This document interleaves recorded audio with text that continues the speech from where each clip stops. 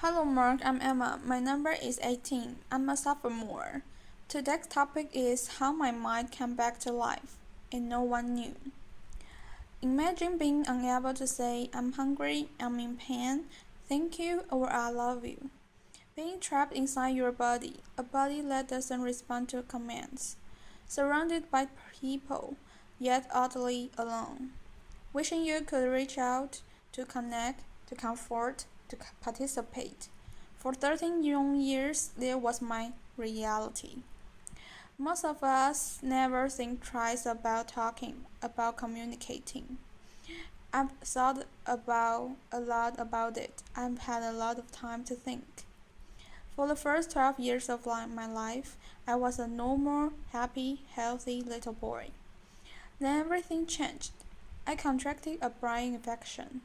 The doctors weren't sure what it was, but they treated me the best they could. However, I progressively got worse. Eventually, I lost my ability to control my movements, make eye contact, and finally my ability to speak. While in hospital, I desperately wanted to go home. I said to my mother, "Went home." Those were the last words I ever spoke with my own voice. I would eventually fail every test for mental awareness. My parents were told I was as good as not there, a vegetable having the intelligence of a 3-month-old baby. They were taught to take me home and try to keep me comfortable until I die. My parents, in fact my entire family's lives, became consumed by taking care of me the best they knew how. Their friends drifted away. 1 year turned to two, two turned to three. It seemed like the person I once was began to disappear. The legal blocks and the electronic circuits I've loved as a boy were put away. I had been moved out of my bedroom into another, more practical one. I had become a ghost, a faded memory of a boy people once knew and loved. Meanwhile, my mind began knitting itself back together.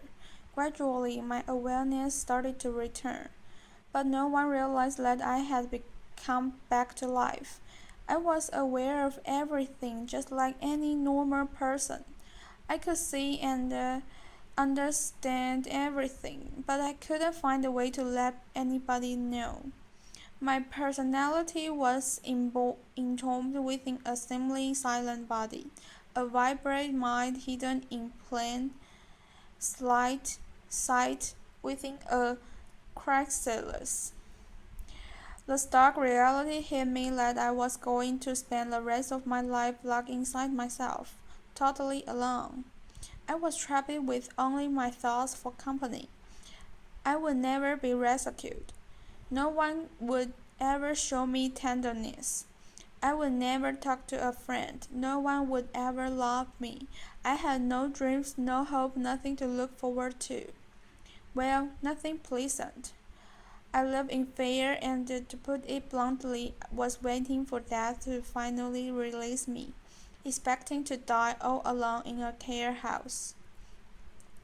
I don't know if it's truly possible to express in words what it's like not to be able to communicate. Your personality appears to vanish into a heavy fog, and all of your emotions and desires are constricted, stifled, and muted within you. For me, the worst was the feeling of utter powerlessness. I simply existed. It's a very dark place to find yourself because, in a sense, you have vanished. Other people control every aspect of my life. They decide what I ate and when, whether I was laid on my side or strapped into my wheelchair. I often spent my days positioned in front of the TV watching Barney reruns. I think because Barney is so happy and jolly, and I absolutely wasn't. It made it so much worse. I was completely powerless to change anything in my life or people's perceptions of me. I was a silent, invisible observer of how people behave when they thought no one was watching. Unfortunately, I wasn't only an observer. With no way to communicate, I became the perfect victim, a defenseless object, simply devoid of feelings that people use to play out their darkest desires. For more than 10 years, people who were charged with my care abused me physically, verbally, and sexually, despite what they thought I did feel. The first time it happened, I was shocked and filled with disbelief. How could they do this to me? I was confused. What had I done to deserve this? Part of me wanted to cry and another part wanted to fight. Hurt, sadness, and anger flooded through me. I felt worthless. There was no one to comfort me, but neither of my parents knew this was happening. I lived in terror, knowing it would happen again and again. I just never knew when. All I knew was that I would never be the same. I remember once listening to Whitney Houston sing, "No matter what they take from me, they can't take away my dignity." And I thought to myself, you want to bet? Perhaps my parents could have found out and could have helped, but the years of constant caretaking, having to wake up every 2 hours to turn me, combined with them essentially grieving the loss of their son, had taken a toll on my mother and father. Following yet another heated argument between my parents, in a moment of despair and desperation, my mother turned to me and told me that I should die. I was shocked, but as I thought about what she had said, I was filled with enormous compassion and love for my mother, yet I could do nothing about it. There were many moments when I gave up, sinking into a dark abyss. I remember one particularly low moment. My dad left me alone in the car while he quickly went to buy something from the store. A random stranger walked past, looked at me, and he smiled. I may never know why, but that simple act, the fleeting moment of human connection, transformed how I was filled, making me want to keep going. My existence was tortured by monotony, a reality that was often too much to bear. Along with my thoughts, I constructed intricate fantasies about ants running across the floor. I told myself to tell the time by noticing where the shadows were. As I learned how the shadows moved as the hours of the day passed, I understood how long it would be before I was picked up and taken home. Seeing my father walk through the door to collect me was the best moment of my day. My mind became a tool that I could use to either close down and to retreat from my reality or enlarge into a gigantic space that I could fill with fantasies. I hoped that my reality would change and someone would see that I had come back to life.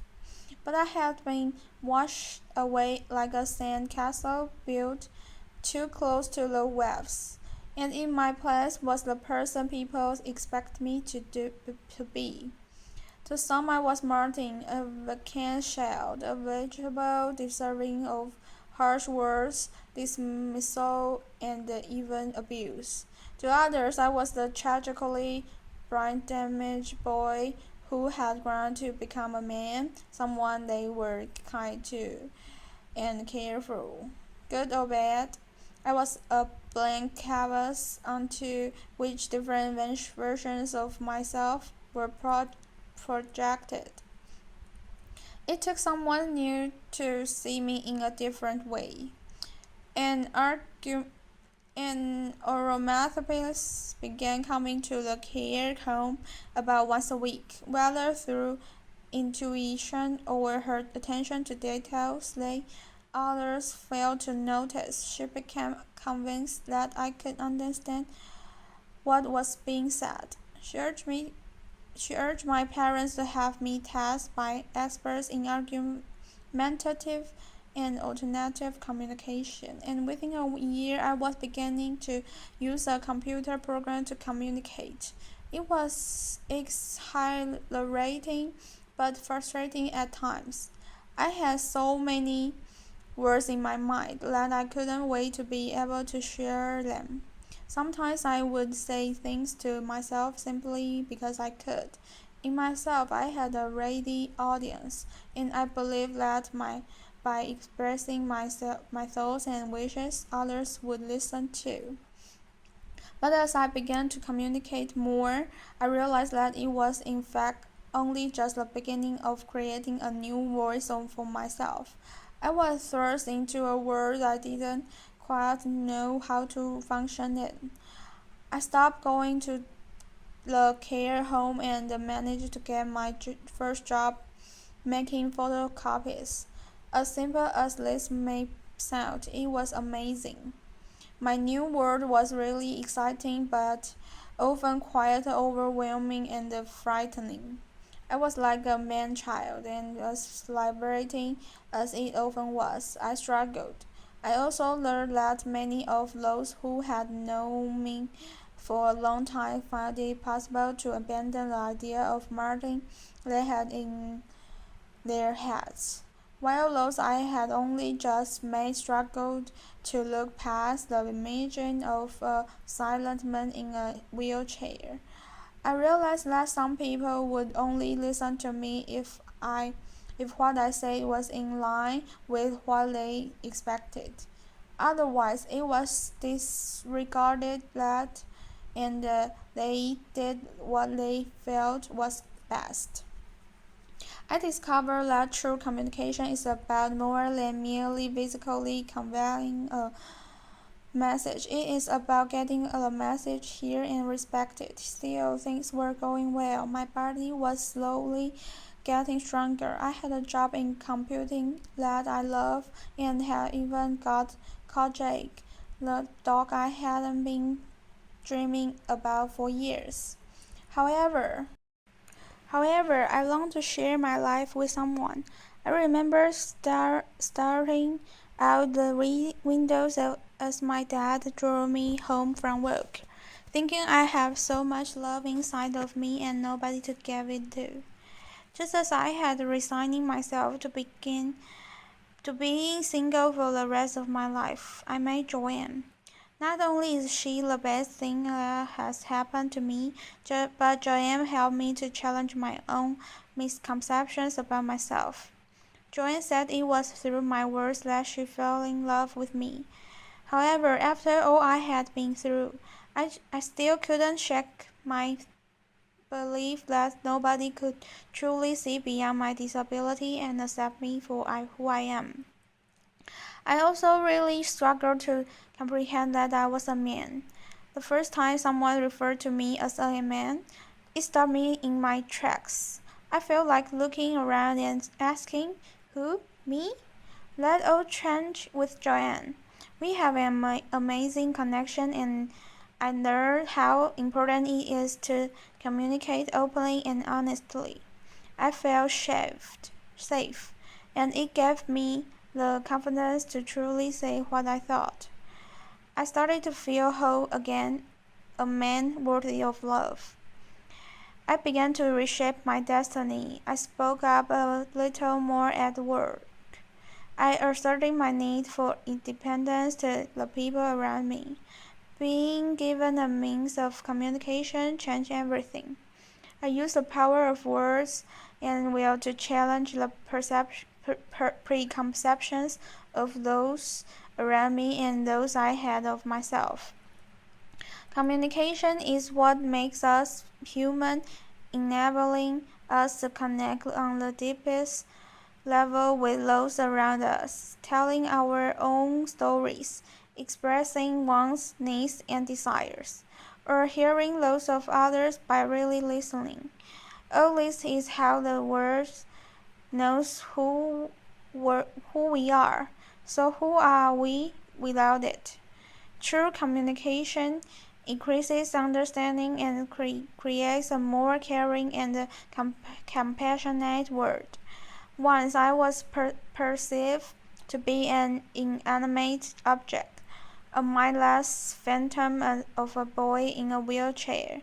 Today I am so much more: a husband, a son, a friend, a brother, a business owner, a first-class honors graduate, a king, a mature photographer. It is my ability to communicate that has given me all this. We are told that actions speak louder than words, but I wonder, do they? Our words, however we communicate them, are just as powerful.